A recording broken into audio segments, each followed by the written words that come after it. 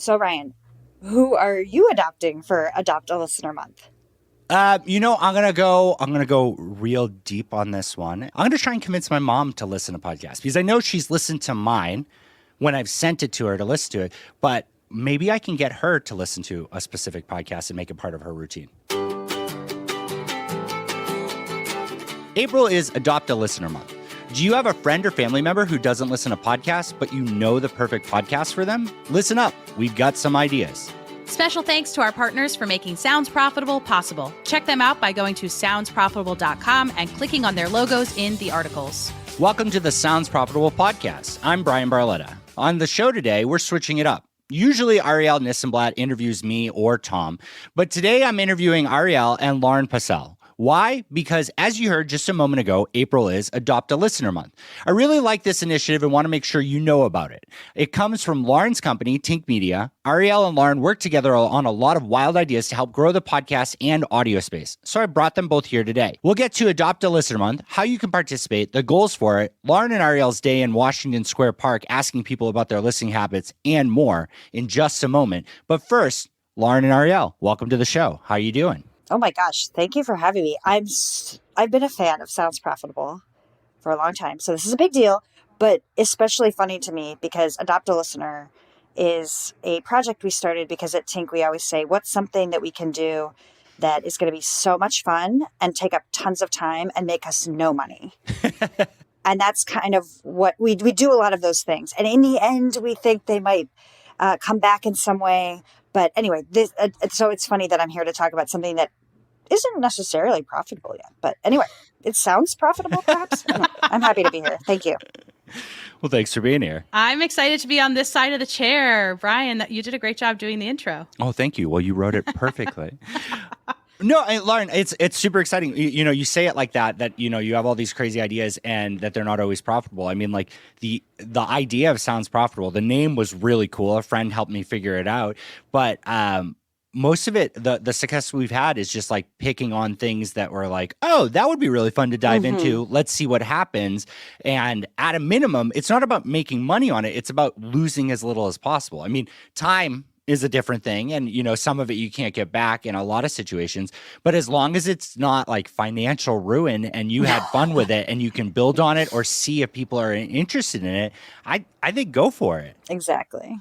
Tink has a great reputation in podcasting. Like, you guys have worked very hard, both of you, to grow this space and grow the people that you're working with. So I'm really excited to have you on here. I mean, you say that you're a fan of mine. I read your newsletter. It's really cool to see how it started off with you writing it and then expanding, and now you have someone else helping write that. I also love your countdown to your Disney cruise because we're recording this on Tuesday the 17th. I think this goes out on Wednesday this week. But Thursday, my wife is bringing Monday the 17th, by the way. Yeah. We're recording this on Monday, and I think this goes out on Wednesday. And this Thursday of the week you're listening, my youngest, who's 1.5, my wife and our nanny are all going to Disney from Thursday to Sunday because my oldest said, we go to Disney too much, Dad. I don't want to go. And so me and him are going to do a dad weekend, and I'm really excited about it. But as someone who loves it, yeah, I've absolutely spoiled my kids. Both of my kids have been to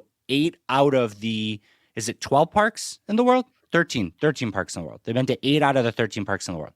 What? Yeah, they haven't been to the 2 in Japan. The one in, no, maybe it's 14 or 12. But 2 in Japan, Shanghai, and Hong Kong are the only ones they haven't been to. Have they been on the Disney cruise ship? No, we are afraid of cruises. We don't like tight places. And I don't like, cruises are really great when you're okay being in that like inside room because it's dirt cheap. But the fear of being stuck on a cruise and not having a balcony will keep me off of a cruise for the rest of my life, I think. Wow. Have you ever been on any? Yeah, I used to go all the time. Yeah, and I just, like, when your goal is to eat as much as possible, drink as much as possible, and only be in your room to sleep, fantastic. When you can't determine when you leave your room, terrifying. That's true. Wow. You're a huge Disney fan, which is why I bring that up. And in your newsletter, you count down every single day until your next Disney cruise. But besides digging into that fact there, tell us a little bit about Tink. Well, Tink, I have a background in book publishing, and I worked for Little Brown, and when I was there, I wasn't on the marketing or PR teams, but the PR team would come up to me and ask me to book our authors on podcasts to talk about their books, because they knew I knew this space and was a big fan. And I'll never forget the first time I emailed Anna Sale for David Sedaris, and she responded. And I thought, oh, I remember the moment. I was like, they respond. Anna Sale responded to me. And anyway, so I left to start Tink, and that was the original idea of the company, to help authors get on podcasts, talk about their books. But the more I started talking to podcasters, the more I realized that they needed a lot of marketing help. They had a lot of questions. The whole company has just been a result of people saying, "Can you help me with this?" And me going, "I guess so. No one else is. Sure." And figuring it out. And then I had a really, really big project. I had met Arielle once, and I called her one day. I don't even think you knew me I did. very well at all. We didn't know each other well. Hardly. And I was like, "Hi, I have this really big problem. I think you're the only one that can help me solve it. Are you in?" And she was like, "Hell yeah." And then we started working together, and we just have a lot of fun. Now Tink has 8 people on it. Wow. And I hire people who are obsessed with audio before anything else. We learn everything else about marketing and PR together. They are the co-founders of the company. They're making it a great place to be. And we're working with 15 to 20 clients at a time in all sorts of different ways. But the baseline is helping podcasts grow. That's amazing. As we now hit 4 people with Gavin coming on full time, I have crippling like anxiety about managing that many people or having that many people under us. 8 people and that many podcasts. That's awesome. So your main focus is growth, right? Growth in marketing, and it's not just getting people on shows, but it's the whole aspect of that, which is really exciting because I think that in podcasts, like not every podcaster is the same, right? Not every show is the same. They might have a great social following that they can lean on. They might be coming from nothing. They might have the money and the idea and haven't even got things off the ground. So you're talking about taking each one of these clients and kind of treating them, unique and figuring out exactly what they need. Yeah. It's a lot of, anybody that says that there's certain rules about growing your podcast and to stick to is lying. There's a lot of experimentation that happens at Tink, a lot of really creative brainstorming, a lot of me and my team, or me and Arielle, like texting each other when we wake up in bed about our clients and thinking really, really far outside the box. And that's who we work with the best, the people that are willing to think a little bit outside of the box. We were like trying to organize the back end of our organizational systems. And it's hard because every single campaign looks wildly different. And that's what's so fun about it. I think a lot of people think marketing is a gross word and they don't want to do it. And I'm always telling the Tink team, I'm like, don't tell anyone how much fun we're having, because it's really creative, fun work. I think that that's a really important thing. And you highlighted that you hire people that are obsessed with audio. And that's really cool. I mean, my career, I'm 13, 14 years into working in advertising. I worked in advertising so long that when I told people that I worked in mobile advertising, they thought they meant on taxis, right? That's the iPhone was just coming out. And so all those things really grew, and you had to want to work in that space. I feel like I woke up after, leaving Megaphone, and I kind of looked around and I was like, there's a substantial amount of people in podcasting who it's just a job. And that's not a bad thing. That kind of means our industry's really big, and that's really exciting there. But I don't know. I got into this space. I got into advertising when Mad Men was on TV, when people wanted to talk about the creative aspect of these things. I'm so excited when people are passionate about this, because I don't want to work in a space where I just collect a paycheck, and clock out. It's so much of my life, whether that's a good or a bad thing. But that makes me so happy to hear that a core feature of this is I can teach you marketing because it is malleable, it's different, and it's thinking about outside the box. But you have to be a listener first. You have to be a super listener. That's such a great mindset. Well, Lauren, tell the story of how we hired Devin. Oh, Devin is our superstar. Shining star. Someone on my team just said to me, I want to be like Devin. And I was like, so do I. She's like, everybody loves Devin. She's amazing. But I did not know her at all. And Arielle followed her on Twitter. So I noticed that Arielle had liked one of her tweets. And it said, I wish someone would hire me to write about podcasts. It was a joke. I DM'd her and was like, you sound qualified.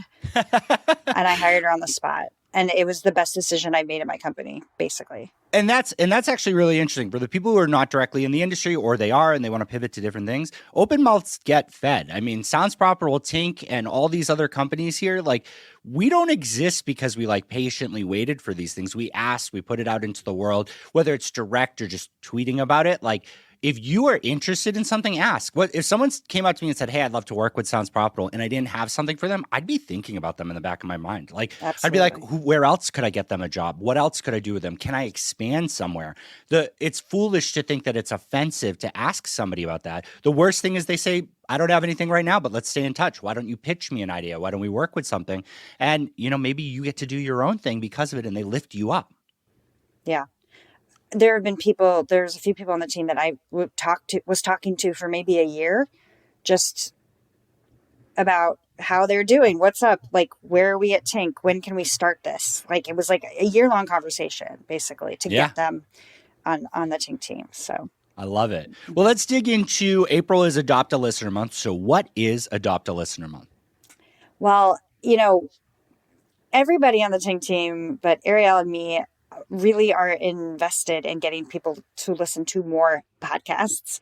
If they're listening to 5, we want them listening to 6, etc. But we realize that if we need to get the people who don't listen to any, and those are the tough nuts to crack. But we do think if we get the people that listen to 0 to listen to 1, then they're going to listen to more and more and more. We need to get the ball rolling on those people who don't even think that podcasts are for them, or that they don't have time, or whatever reason they have. So we, all this month, are providing resources, quizzes, fun things on social media, helpful ways to get people to sign up and say, "I'm going to adopt this person who says podcasts are not for me. I'm going to adopt this non-listener this month and try to turn them into a listener by finding the perfect show for them." So we actually have an adoption form on tinkmedia.co/adopt. There's tons of fun things and fun ways to get the word out. And Arielle and I did some man in the street stuff in Washington Square Park. It's just like a month-long celebration. We have a lot to say about that. Yeah, I want to dig into that. Yeah, go for it, Ari. I think the theory behind all of this is there's a certain segment of the population that will never listen to a podcast, either because it is not for them or because they think it's not for them. Fine. But a lot of the people that don't currently listen to podcasts might just need a proper push or the perfect podcast for them. And we really want to help them find that perfect podcast for them. So everywhere we go this month, we're talking to people about their podcast listening habits. Lauren was just at my house for dinner on Friday night, and it was a whole bunch of my friends that I've known forever, and then some friends that I've known more recently, some neighbors. And when we were going around the room introducing ourselves, of course, Lauren and I said, tell us your name, tell us what you do, tell us your favorite dessert, and tell us your favorite podcast. And not a lot of people listen to podcasts. So we are learning a lot. I was thinking about that. You were disappointed. I know. I was thinking I was a little too aggressive because one of your friends said, "You? What?" Yes. I know. One of her friends was like, "I need to be able to see things." And I was like, "Yeah, but aren't you a busy person who doesn't have time?" And everyone was like, "Ooh." And I was like, I need to calm down. But no, but that's super real. Like, I was thinking about it the other day. If somebody sent me a video on TikTok, right? Like, and by the way, I still haven't installed the app. I just mostly consume it through Twitter and other people sharing it because my life would be over being addicted to yet another social media platform. But I don't have to turn the audio on. Everything's transcribed now, and I can read it and I can scrub it. So if that kid falls in the pool and I get to laugh at him, I can watch that at 16x speed and I can get the point of it, or I don't have to turn the audio on. And if I sent you a 30-second audio clip, what are you going to do? Put it on 2x speed and listen to 15 seconds? Like, you can't scrub it. There's no visual. And I was thinking about this too. Like, if I open up Apple Podcasts for the first time as not a podcast listener, there's a lot of great cover art that does not translate into how the quality of the show is. You go to fiction, some of those you look at it like, wow, this looks like exactly like the type of movies I want to listen to, or like I want to watch. And I'll listen to this podcast and it'll be like, okay, I understand what they were visually going for, but it doesn't match, right? The connection there, that disconnect's real. And yeah. Let's think about it, right? Like, you get in the car before we had connecting our phones and everything like that, and you turn on the radio, like the local radio station didn't have a lot of visuals except like what their call sign was designed to be edgy if it was the punk rock or alternative one. So audio has always had a visual.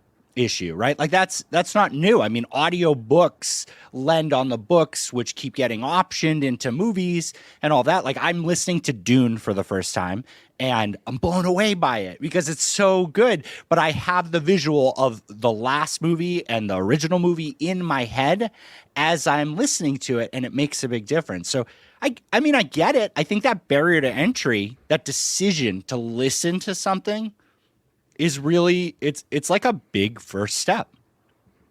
Yeah. And people need help. Then that's what we're doing. People need help. Yeah. And it's funny because we were talking to Tom Webster. I've heard of him. Do you know about him? Yeah. I've heard of him. And he was like, I forget how he said it. I think he was like, don't be too cute about it. And I knew exactly what he meant.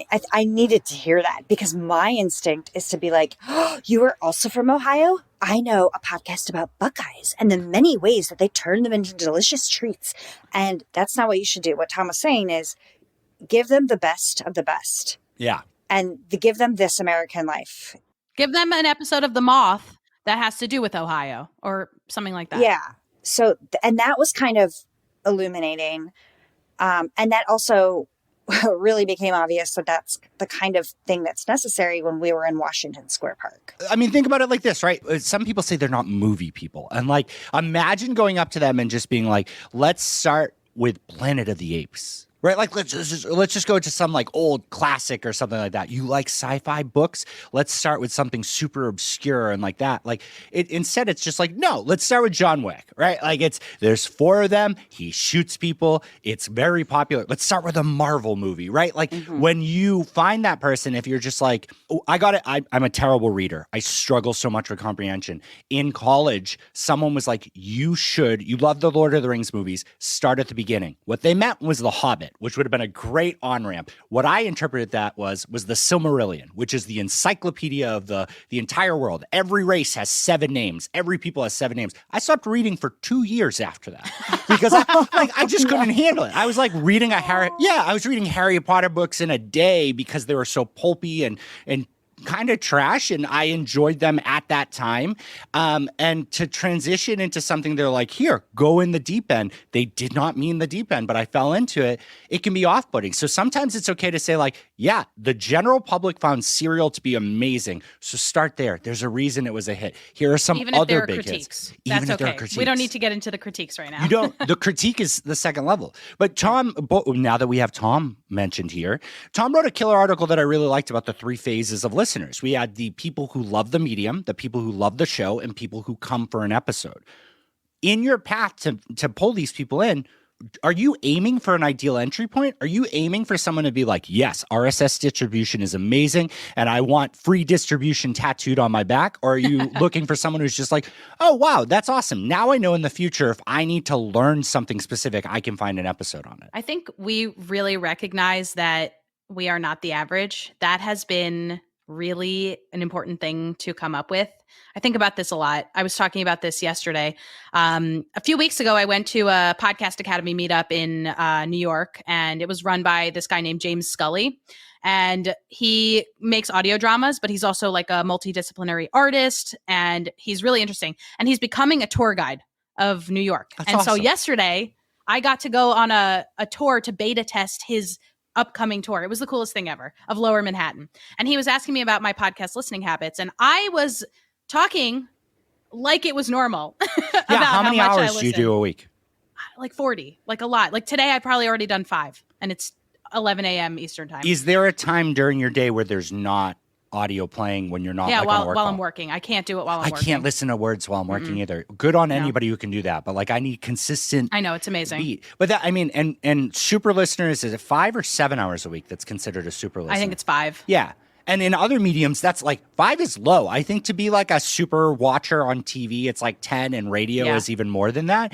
And it's more of a commitment because you have to be sitting. Yes. Yeah, you're in watching. Exactly. That's wild. Yeah. I mean, I kids podcasts alone, I'm 5 hours a week minimum. But I just think Lauren and I, when we came up with this idea, which was sometime before the start of 2023, the idea for Adopt-a-Listener month, the idea for we need to get people from 0 to 1, from not listening to any podcast to listening to just one podcast, because we then believe that they'll listen to 2 if they're the right candidate. When we were coming up with this idea, we were like, why aren't more people like us? And then we were like, oh, because we can't expect that. We can't expect everybody to listen to 5 to 7 hours of podcasts, even a week, let alone a day. Yeah. And the answer to the question, like, who am I targeting, is changing all the time. Mm-hmm. I, in my newsletter, was documenting me trying to turn my friend Kate into a listener, and she was very anti. And I lost her, Bryan. She said no. She said stop. I lost her. That's so real. It is, but it taught me that, like, okay, maybe I shouldn't go after the person that says, Lauren, I hate podcasts. Maybe there's a little lower hanging fruit of someone who I think might be more open to that. Yeah. Like, so it's kind of like, maybe Kate had literally never listened to one. Maybe it's the people that have listened to one and then didn't come back for some reason. And I have to figure out, why didn't you go back? You know, why don't you listen? Why didn't you try again? What was it about that show, or what was it about your activity while you were listening that made you stop? I had somebody, I was on a podcast recently, and they asked me, how do you listen to so many podcasts? I can't really listen to that many podcasts. I try, but I want to listen to more. And I was like, well, what do you do while you're listening? And he was like, I sit. And I was like, well, why don't you do something that you love so that you associate podcast listening with that thing that you love? You know, go for a walk. Let me introduce you to a handful of video games that don't need you to listen to anything at all. I play Tetris while I'm listening. I've been playing a lot of like roguelikes, like the ones where you like go and you amass power and then you die and start over, that have no real growing story. And I just put those on, and next thing you know, I'm 3 hours into a podcast and it's too late. My new activity is Tetris and listening to podcasts before bed, rather than doing an hour and a half of TikTok. Yeah, and it's better for my brain. Yeah.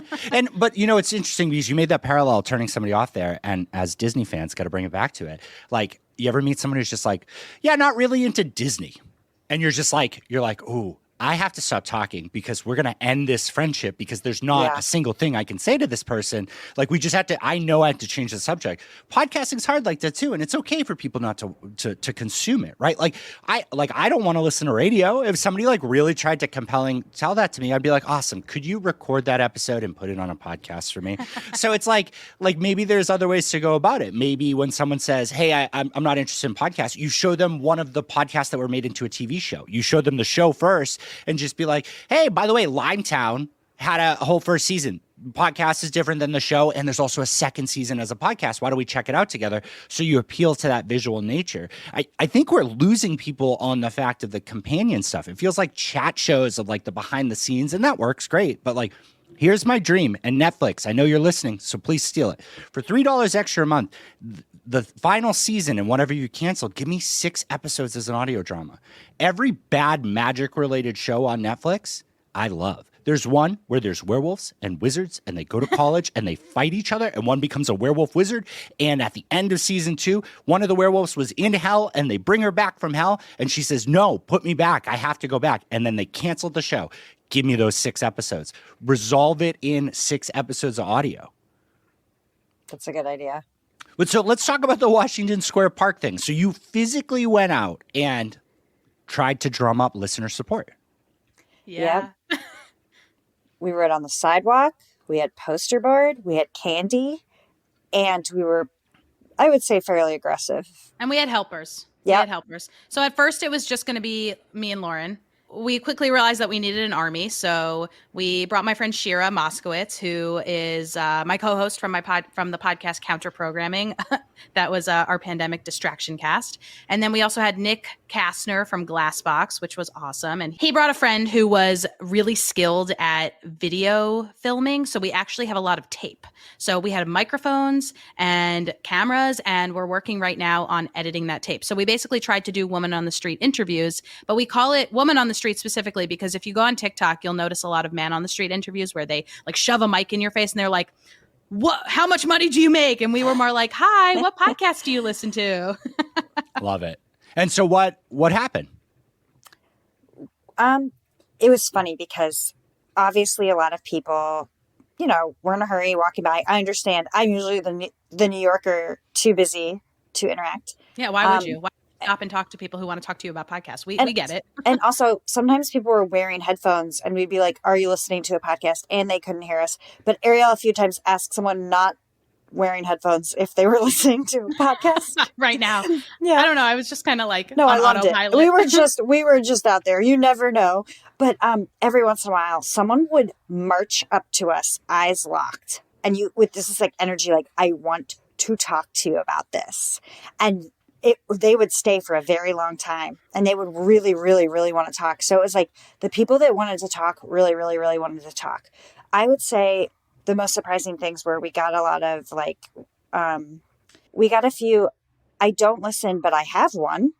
We got, I don't listen, but I have one. Yeah. Yes. We got, And then they couldn't remember the names of their we were like, oh, what is it? And they were like, we were like, do you have what do you mean by you have a podcast? What do you mean by this? It was very strange. Well, that's actually the most interesting thing, I think, because a lot of times when they said what they listened to, I would look it up in all of my apps. I'm like frantically searching because I want to hear what these people are listening to, unable to find 80% of them because they're just YouTube channels. It's people watching and then putting it on in the background. Yeah. In fact, I think I only actually was able to find 2 that people suggested that I had never heard of that I could find in Pocket Casts. And Joe Rogan, number 1, Lex Fridman, number 2. Jordan Peterson also unfortunately popped up. Only twice, though. It really wasn't that. Well, I guess my question is, if your goal is to grow the medium, like, look, we all have biases for the things we do and don't like. You haven't named anything that I'm a fan of in that list there. Is it really our place to stop people from listening to specific shows? No, we didn't judge. Yeah. Were there times you recommended Rogan to anybody? We did. Yep. Because if they said we love Jordan Peterson, we said, let's move you a little bit. How about Joe Rogan? Yeah. It goes back to the book conversation. When I was in book publishing, I loved when people read Dan Brown. Like, please just read anything. Like, that's awesome. And yeah, I think Rogan, for all of his faults, has introduced a lot of people to the concept of listening through your ears, of being entertained through your ears. And if that then exposes them to more podcasts, I'm happy. Yeah, it's 3 hours, like 2 to 3 hours. Like, that's amazing. If you can captivate. Well, that's part of my criticism is like. But that's amazing if he captivates that. Like, I don't know what his listen through is on that, but like, you're halfway, 2 episodes of Joe Rogan and you're a super listener. Like, holy shit, right? Like, that's like really something to think about, right? Like, we have to determine the medium.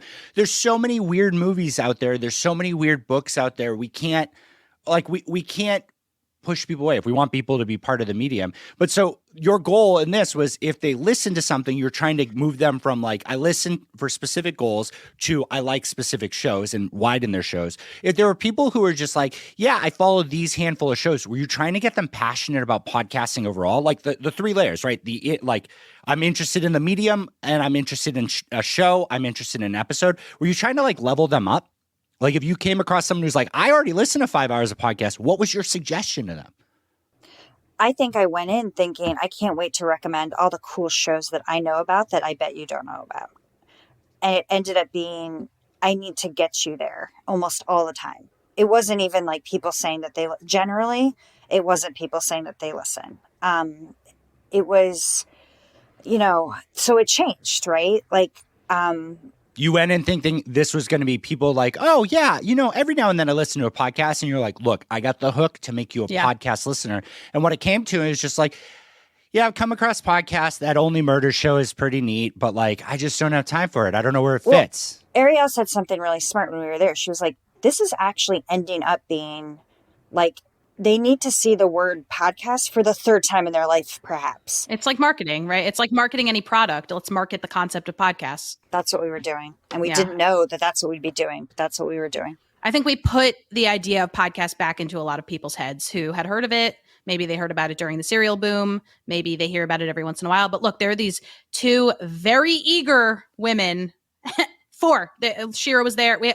A lot of people very eagerly. Nick is very tall, and he was holding a sign. And he listens to this podcast, so shout out to Nick. Woo! He was holding a sign. He looked great holding the sign. He really definitely brought a lot of other people over to us because of the way he held the sign. It was amazing. So my thought is, I think we might have inspired some people to rediscover or attempt to listen to podcasts again. But what was interesting to me is that For the people that came over to us, every conversation we had was at least 3 minutes long. It wasn't quick.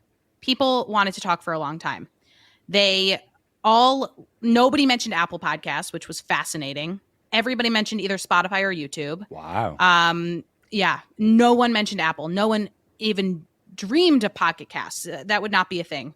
But I think it should be mentioned. We were in Washington Square Park, and it was spring break for a lot of people. So we had NYU students.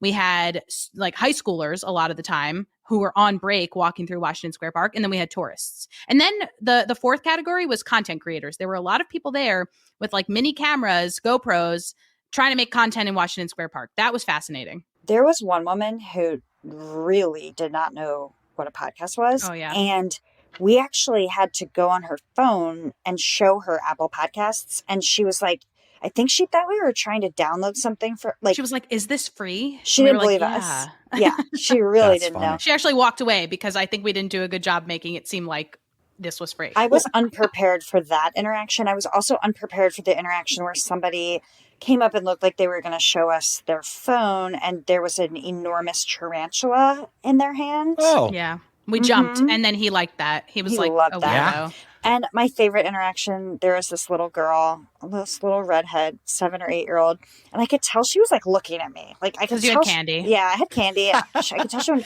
but I didn't want to be like offering kids candy in the park. You really shouldn't do that.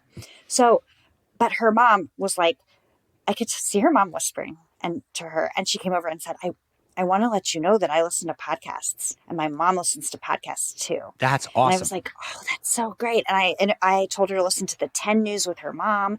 And then I walked over to the mom and I said, can I give her a lollipop? And she said, yeah. And I started talking to the mom and the whole family. The mom's mom was there. It was 3 generations. And this was the best. The grandma listened to Love It or Leave It every weekend. And it was this family. And I feel like the rest of the day we were like tracking the family throughout the park. Like, oh, look at the best family in America. Just this like wonderful little, I wanted them to adopt me for Adopt-a-Listener. I love that. I mean, like that's so neat. Like this morning, we got my son Theo up. Theo's my oldest, and if longtime listeners of the podcast will remember that Theo used to narrate aspects of the narrated articles. We wake up and he's just like, hey, Dad, what's for breakfast? I tell him, he's like, Monday morning. You know what that means? And I was like, what does it mean, bud? He's like, new wow in the world. And no way. Oh, yeah. If it's too quiet at dinner time, he's just like, so you guys seem tired. How about we put on a podcast? No way. Yeah, nonstop, obsessed with it. Like it is his favorite thing to do. He does it. He listens to music every now and then. He's starting to memorize words and like singing it. But like, we listen to easily a half an hour to an hour podcast every morning in the car. It's all he wants to listen to. He's a super listener. He's my son, my 4.5-year-old son is a super listener. And it's, I don't know, I love it. But like, I get what you're saying there. Like this whole experience is really eye-opening. I mean, when you think about it, if you take your step back, Apple Podcasts doesn't have any advertisements out there. I don't come across Spotify advertisements. I don't come across YouTube advertisements because I am a cord cutter. I do pay to get away from these things. I don't have a commute. I walk to my garage. So I'm not seeing billboards. I'm not seeing advertisements in the city and all that. But I know YouTube and Spotify are out there. I know they're talking about podcasts. I know they're saying it. So that's not incredibly surprising, especially with the younger generation. Did you talk to any older people, 55 plus? Yeah. What was definitely. the general response there? So one of the first people that we spoke to was in that demographic. He loves finance podcasts. He works in finance. He works as I don't know. He kept calling it the market. And we were like, okay. And he said he listens to 5 hours a day and he does it in order to keep up with what's going on in his industry. And I love that type of listener, the type of listener who, yes, it's a little bit for entertainment, but it's also for this is where the news is coming from. And this is where I'm getting nuanced takes. Well, that's in the IT podcasts and things like that too. These places where like 1,000 people, but they're all like the security officers at major companies listen to the show and they hold on to it like that. Sometimes like I think about podcasting and it's like, cool. Okay. There's not a Marvel movie of podcasting. That's okay. Right. There's popular books that come and go and all that, but like, maybe it's just like, it's a lifeline. I don't want to stare at my screen anymore. Yeah. I don't want to get the print magazine version of whatever it is to stay in touch because it's not going to be quick enough. But like if I'm commuting home and it's Tech Meme Ride Home or it's some sort of industry thing I can listen to on my walk and then I can bring it back and sound smart to my clients and smart to my coworkers, like that's massive. podcasting can just be a vessel for information. It doesn't have to be entertaining, but the entertaining part makes you want to go back. It makes you pick A over B. So I guess here's where I want to wrap this up. It's the year is the distant future. It's 2025, only 2 years away. What is Podcast Listener Month then? What is your dream? Like, everybody who listens to this podcast works in the industry. There are people at the biggest companies and the most eager companies in podcasting. What do? We come together in 2025. What does this month mean to the industry? What do we do with it? Oh, man, I haven't even thought 2 years in the future. I have. Arielle, go. I can't wait. Good question.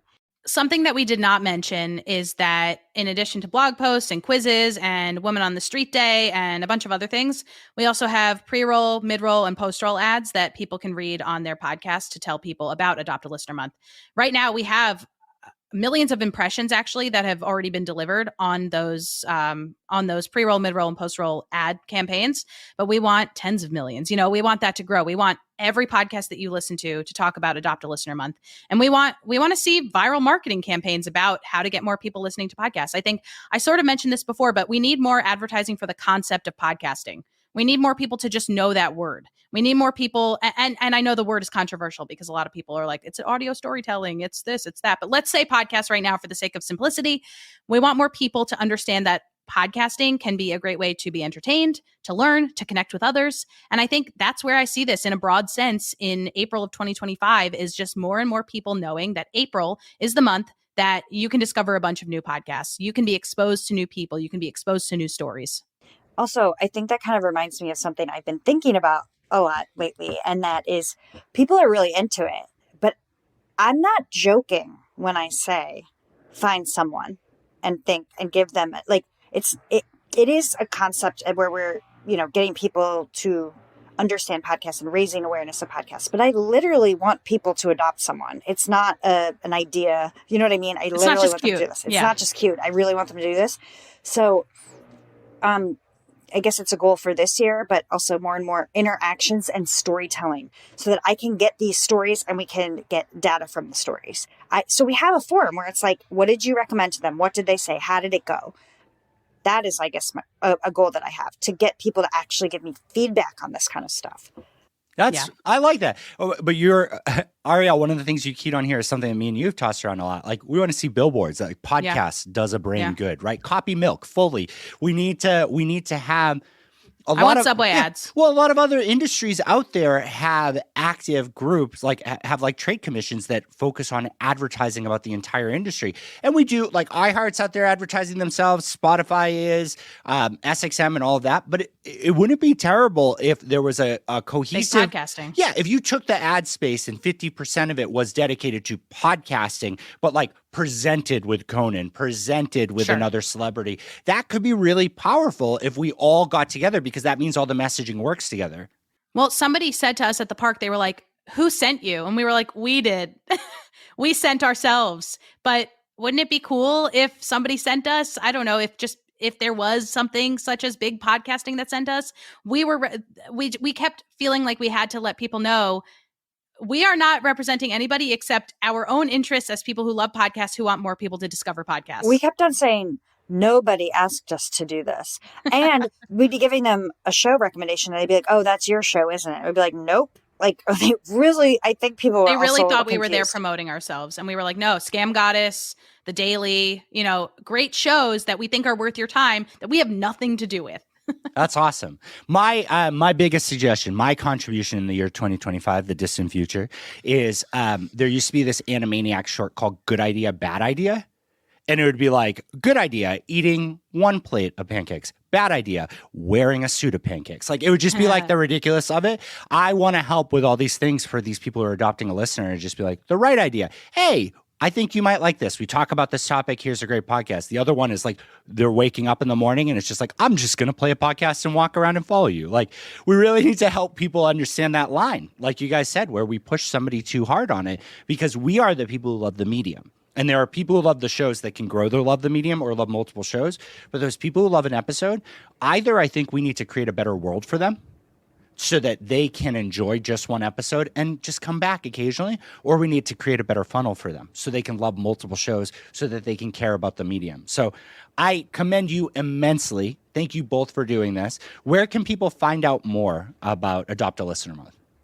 tinkmedia.co/adopt. Love it. Awesome. Well, thank you both so much for joining me today. And we have exactly where you go, tinkmedia.co/adopt. Lauren, thanks for stopping by. Arielle, thanks for sitting on the other side of the table for this. This was so fun. Thank you. Have fun in Disney World. I'm jealous. But I only have 24 days till You're my not cruise. going. I'm not going. Oh. Everybody but me and my oldest are going to stay at home. Oh, I thought you got to go. No, Oh, my man. youngest and my wife get I'm to go. so sorry. Yeah, I'm a little angry. For your loss. It's okay. Okay. You'll be back. Yeah. I know it. Definitely.